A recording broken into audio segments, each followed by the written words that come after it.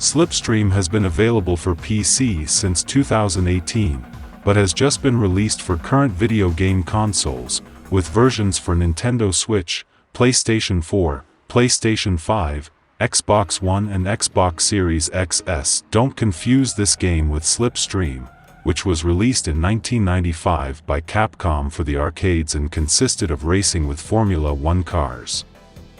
The game's release for consoles was accompanied by improvements that were added not only to the version of the game that was released for the consoles, but also for the computer version, through update.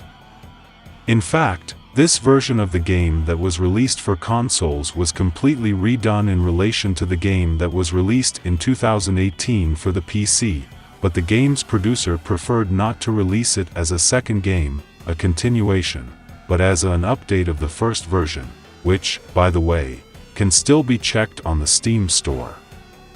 This update brought improvements in general, new mechanics, such as the option to rewind a few seconds in gameplay and a more improved artificial intelligence for opposing cars.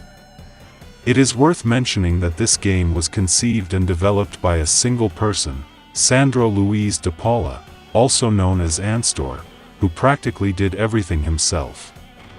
Ansdor is a Brazilian from Minas Gerais. He did all the programming and artistic part of the game himself, writing all the code and designing all the graphics for the game. The musical and sound effects part was done by Stefan Moser, who created a soundtrack inspired by synth pop and jazz fusion. According to producer Ansdor, the development process of this game was strongly inspired by the old games of the producer Sega, with the greatest influence for the graphics, game structure, mechanics, and all the artistic part, the games of the Outrun series. In addition, some specific aspects were inspired by other famous Sega series, such as Daytona, Sega Rally, and even the classic Sonic the Hedgehog games, which were the games that the game's producer played when he was a child. Although this game is fully inspired by old Sega games, don't think that this game is a mere copy or plagiarism of the aforementioned games, as Slipstream has its own personality, including in terms of gameplay, which has its own characteristics. And modern, in relation to the games of the 80s and 90s. In this game, when you are driving the car, you will invariably need to skid to be able to make the sharp turns without crashing the car, and you will need to take the vacuum of a car that is close to you forward so that your car gets more momentum and runs faster. This is where the name of the game comes from. The drifts are a good innovation in relation to the gameplay of the games that inspired the creation of this game. In the beginning, you may find it a little difficult to get the hang of it, to enter the curve and do a skid that allows you not to crash the car or lose speed, but in a short time you will be mastering the technique. It's not very difficult. Just release the accelerator button, as you lightly press the brake button and then immediately go back to accelerating your vehicle, so the car will start to skid and you won't lose speed, avoiding being overtaken by your opponents. At the beginning of the race you will be among the last positions and you will have to overtake the other cars. The gameplay in this game is not based on passing the gears of the cars, but on keeping the vehicle driving, using the skids and curves and taking the vacuum of the cars that are in front of you. Even before starting the game, you'll choose in the menu whether to do the skids manually or to let the game itself do the skids of your car for you. The system works as if it were a substitute for the traditional question of whether you prefer to play with manual or automatic transmission. Catching the vacuum of the cars in front of you works really well to boost your speed, and you should try to do this until you get to first position. When you are in first place, notice that there are other cars on the track. They are not in contention, they are simply people who were driving on that avenue and didn't know there would be a race there, skidding, and try to use their vacuum to gain more distance from the second place. There is another novelty in the game, which was added in the update made for the release of the game on video game consoles, which is the rewind function. It's a function that should already be known by people who have already played a game in the Forza series, on Xbox.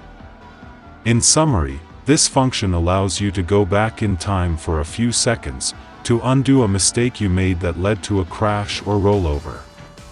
Even when activating this function, you will see an animation, as if you were rewinding a VHS videotape, including even some characteristic screen tremors, which happened on the VCR.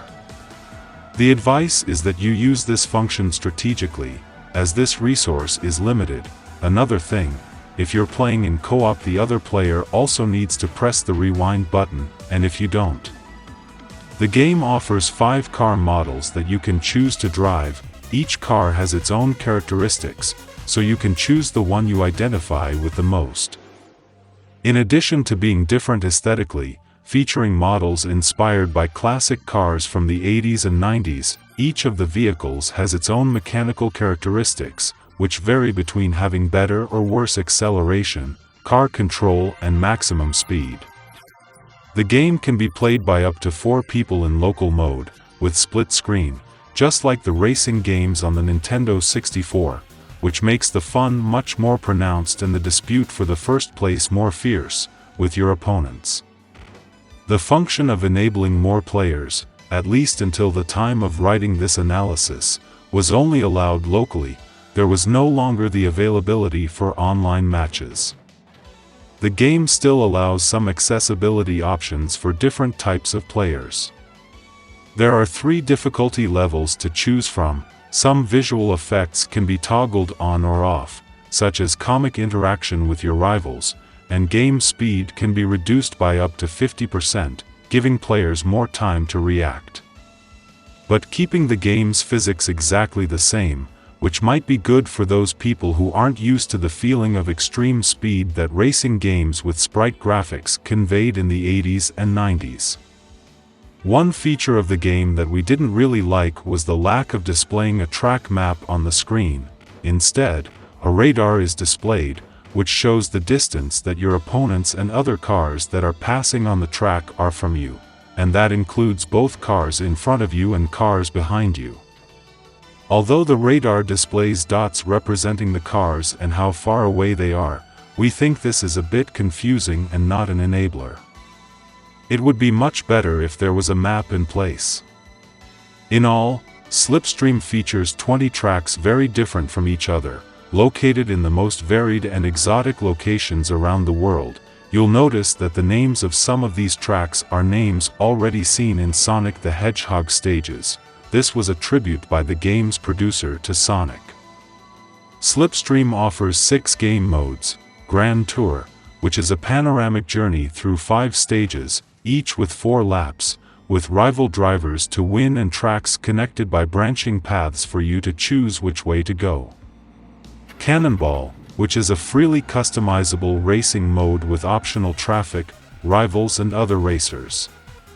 Grand Prix, championship mode consisting of 5 races, with season scores and optional car customization. Single Race, which is a simple race mode, with customizable settings. Time Trial, which is a solo race against time. And finally the Battle Royale, which is an endurance race mode in which the last place in each race will be eliminated. As for graphics, Slipstream recreates the graphics technology to scale sprites, which was used in racing games of the 80s and 90s, to enable a true and authentic retro experience for the most modern hardware, while still leveraging the power of these most modern machines to provide smooth gameplay at 60 frames per second, or FPS. The result of all this is a game with very beautiful graphics and faithful to the style the game is intended to be. They are not the ultra-realistic graphics seen in current racing simulators, but the purpose of this game is clearly different, and in fact all the visual effects of this game fill the eyes of all fans of old arcade racing games. The game's music is not so outstanding and won't leave you enchanted, as with the soundtrack of the Top Gear series games, released for the Super Nintendo, but they fulfill their role well and allow the player to immerse themselves in the gameplay. About the game. Slipstream is a very fun game full of references that, without a doubt, will appeal to a wide range of audiences, such as lovers of old racing games, as well as fans of current racing games. Rating: Graphics, 9.5. Fun, 9.5. Gameplay, 9.5. Sound, 8.5. Final note, 9.3. This review was produced from a copy of the game kindly provided by the producer BlitWorks for the Nintendo Switch. We also used the first version of the game, which was released in 2018 for PC, computer.